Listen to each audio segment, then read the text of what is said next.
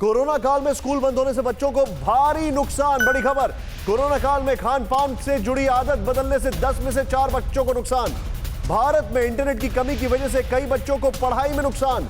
School बंद होने और घर में कैद रहने से बच्चों की मानसिक सेहत पर बहुत बुरा असर पड़ रहा है। कुमार कुंदन मेरे साथ है। कुमार कुंदन, ये जो एक चीज सामने आ रही है, क्योंकि एक इसमें मैल न्यूट्रिशन आ रहा है सामने, इसमें दिखाई दे रहा है। और देखिए, अर्बन एरियाज में तो पता नहीं लग रहा है, लेकिन रूरल एरियाज में वो स्कूल के ऊपर डिपेंडेंट थे। मिड डे मील्स बंद हो गए, चीजें बंद हो गई।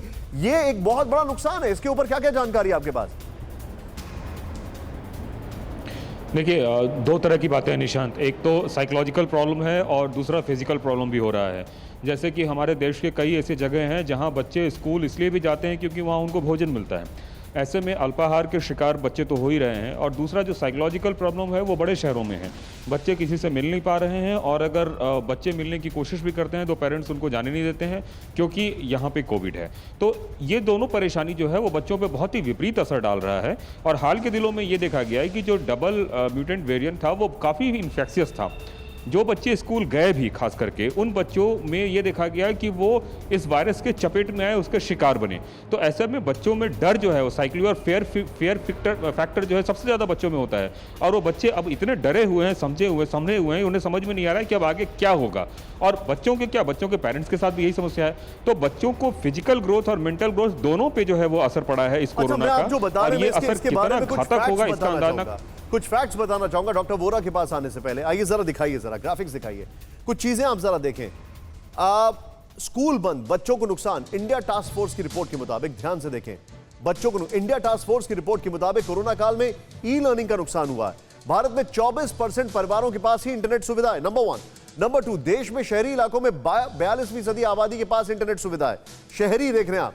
ग्रामीण इलाकों में सिर्फ 15% ग्रामीण आबादी के पास इंटरनेट है। नेक्स्ट, चेंज करें यहां पर। सबसे गरीब तबके के 2.7% लोगों के पास ही कंप्यूटर की सुविधा है।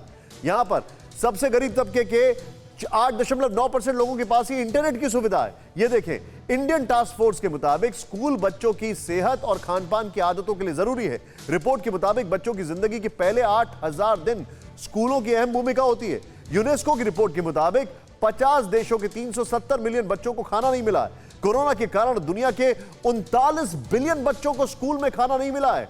कोरोना संकट से दुनिया में 115 मिलियन बच्चों पर कुपोषण का खतरा हो गया है। भारत में स्कूल में चलने वाले मिड डे मील प्रोग्राम पर भी कोरोना की मार पड़ी है। मैं जाऊंगा इस ग्राफिक्स के साथ, सीधे डॉक्टर वोरा के पास चलेंगे। सर, ई लर्निंग की अगर बात की जाए, अब ई लर्निंग कैसे? ग्रामीण इलाकों में बच्चों के पास ना कंप्यूटर है, ना इंटरनेट की सुविधा है। स्मार्टफोन एक होता है, कई बार वो भी काम नहीं करता, और बड़ा बेसिक एलिमेंट्री स्मार्टफोन है। और मैं बाहर वाले दूसरे इंफ्रास्ट्रक्चर की तो बात ही नहीं कर रहा हूं। कैसे होगा सर? देखिए, आपने जो बताया कि बहुत ही अलार्मिंग सिचुएशन है, और जैसे आपने बताया इंटरनेट का जो सुविधा है वो भी गिने चुने परसेंटेज में लोगों में है, रूरल एरिया में और भी कम है। इससे सबसे बड़ी दिक्कत ये होती है कि बच्चों का जो मानसिक स्वास्थ्य है या बच्चों की डेवलपमेंट है, उसके लिए बहुत जरूरी है उनकी एजुकेशन के अलावा उनकी इंटरेक्शन हो बाकी लोगों के साथ, उनको राइट गाइडेंस मिले। बट अनफॉर्चुनेटली फिजिकल और मेंटल हेल्थ दोनों पर ही बहुत ज्यादा नेगेटिव इम्पैक्ट पड़ा है। और बच्चों के लिए जहां जहां पर पॉसिबल है, जो हमारे पास बच्चे आते हैं जो सिटी बेस्ड पेरेंट्स है, उनके साथ ऑनलाइन जहां पर अवेलेबिलिटी है वहां पर एडजस्टमेंट में इश्यूज है। Most of the children do not have this availability. तो चारों तरफ से देखा जाए तो बच्चों के पास जो सुविधाएं होनी चाहिए वो नहीं है। इसकी इन सब चीजों को देखते हुए मुझे ये लगता है कि आने वाले समय में बच्चों के अंदर मानसिक रूप से डिप्रेशन, एंजाइटी, पैनिक या ओसीडी, इन सब के सिम्टम्स बढ़ते हुए मिलेंगे। डॉक्टर साहब, क्या किया जाए फिर? इसके लिए बहुत जरूरी है कि बच्चों को पहले तो फैक्ट्स बताए जाए कि एग्जैक्टली कोरोना क्या है। बच्चों को पहले एजुकेट किया जाए, क्यों उनको अंदर रखा जा रहा है, उनको क्या क्या प्रिकॉशन लेनी चाहिए। तो एक तो एजुकेशन रिगार्डिंग कोरोना बहुत जरूरी है। उसके अलावा कम्युनिकेशन चैनल बच्चों को एनकरेज किया जाए कि उनके अंदर जो भी प्रश्न आते हैं उसको उत्तर दिया जाए, पेरेंट्स या जो भी उनके नियर एंड डियर वंस है वो। इसके अलावा बच्चों का एक फिक्स रूटीन होना चाहिए। अगर बच्चों को आप कुछ फिक्स बताएंगे नहीं सुबह उठकर क्या करना है, तो बच्चे अपने हिसाब से लापरवाह हो जाएंगे, या उनके पास कुछ नहीं होगा तो वो सोते रहेंगे, या वो कुछ केसेस में ऑनलाइन गेमिंग के एडिक्शन की तरफ चले जाएंगे। तो मेरे हिसाब से बच्चों को एक रूटीन बताना, समझाना क्या उनके लिए बेस्ट है, और उनको एक स्ट्रक्चर दे देना वो बहुत जरूरी है।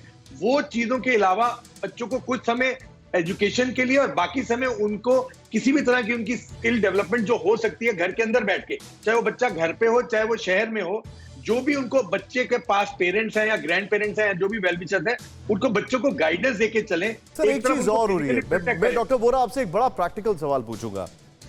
जी क्योंकि सब लोग घर में हैं, सोशल इंटरेक्शन बहुत लिमिटेड है, एक्सपोजर, और मैं अर्बन एरियाज के भी अगर बात करूं, एक्सपोजर टू सोशल मीडिया बहुत ज्यादा है लेकिन सोशल इंटरेक्शन कम है।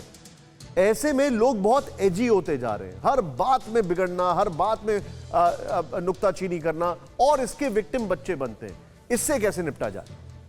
देखिए, आपने ये बहुत महत्वपूर्ण प्रश्न किया निशांत। देखिए, इसमें बहुत जरूरी है पेरेंट्स को समझना कि उनका बच्चों के साथ एक बैलेंस इंटरेक्शन बहुत जरूरी है। बच्चों के लिए, जैसे अगर कोई बच्चा सोशल मीडिया पे है तो उसको भी गाइडेंस चाहिए, क्योंकि बच्चे अगर उनको आप बिना कंट्रोल के, स्पेशली छोटे बच्चों के आगे अगर आप उनको इंटरनेट दे देंगे तो वो फिर हेवायत जाएंगे। इसके अलावा बहुत जरूरी है जो पेरेंट्स की इंटरेक्शन है उसमें वो अपना समय इस तरह का रखें कि जब वो अपनी परेशानियों से हटे हों। जब उनके ऑफिस टाइमिंग, तो मान लीजिए वर्क फ्रॉम होम है, उस वक्त बच्चों को ऑलरेडी कुछ ना कुछ ऐसा काम दे, चाहे वो एजुकेशन रिलेटेड हो चाहे उनकी हॉबी रिलेटेड हो, ताकि उनके सामने एक स्ट्रक्चर्ड गोल हो। बहुत बारी ऐसा होता है कि पेरेंट्स बच्चों को कुछ बताते नहीं है, इसलिए बच्चों के बीच में और उनके बीच में आपस में कॉन्फ्लिक्ट होती है या इरिटेबिलिटी की वजह से दिक्कत होती है।